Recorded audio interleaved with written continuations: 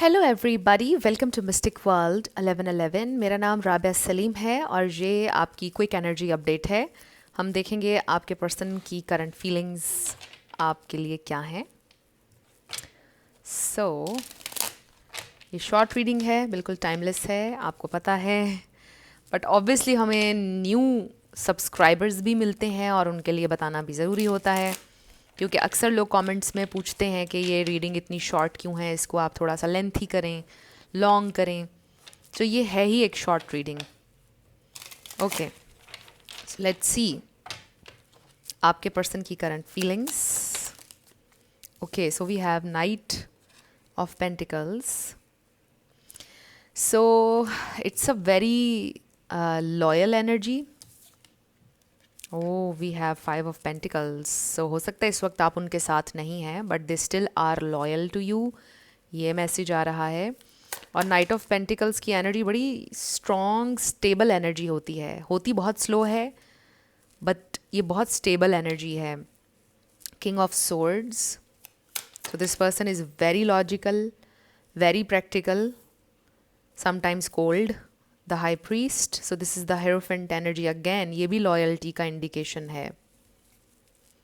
Okay, we have 2 of pentacles, so delays, timing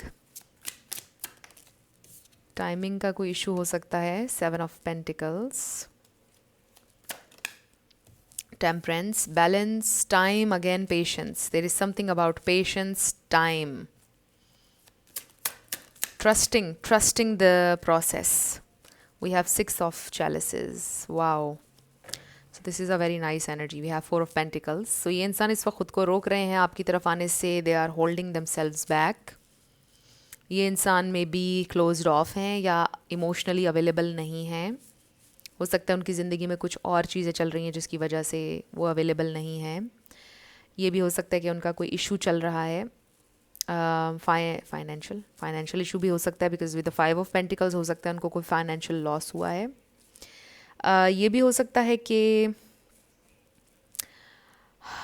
कोई और problem चल रहा हो, उनका फैमिली का कोई इशू चल रहा हो, कोई डेट उन्होंने पे करना हो, ये भी हो सकता है. बट एनीवे, जहाँ तक कि आपके लिए इमोशंस का ताल्लुक है, ये इंसान इस वक्त आपके साथ कोल्ड हैं 3D में, बट ये इंसान आपसे बहुत प्यार करते हैं और ये इंसान आपके साथ लॉयल हैं, is what I am getting.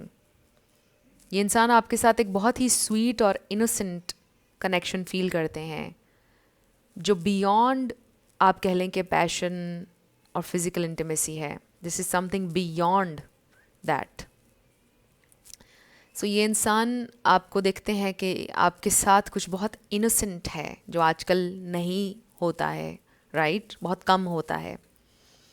Something very sacred, something very divine, जिसको कोई अंडरस्टैंड नहीं कर सकता है.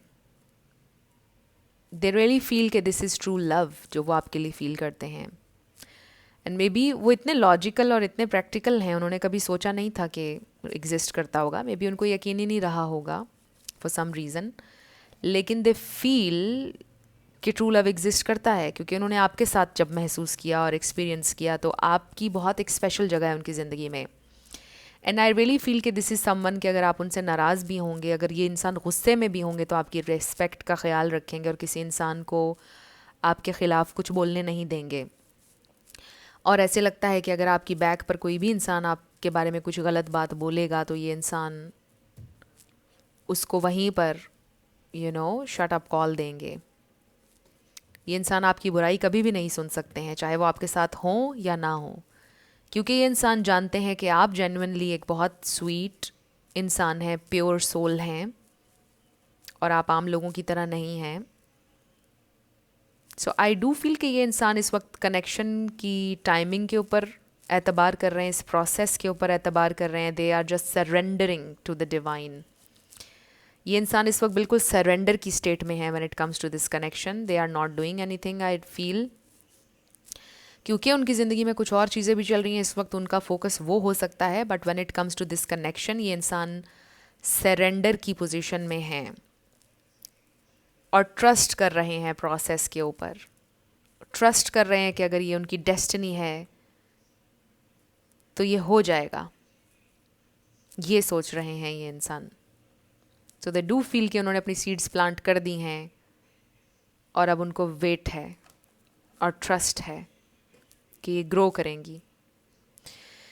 सो फ्रेंड्स, ये थी आपकी क्विक एनर्जी अपडेट। कुछ भी आपके लिए हेल्पफुल रहा मुझे आप बताइएगा कमेंट सेक्शन में। मैं मिलूंगी आपसे नेक्स्ट वीडियो में। Love you lots, bye bye.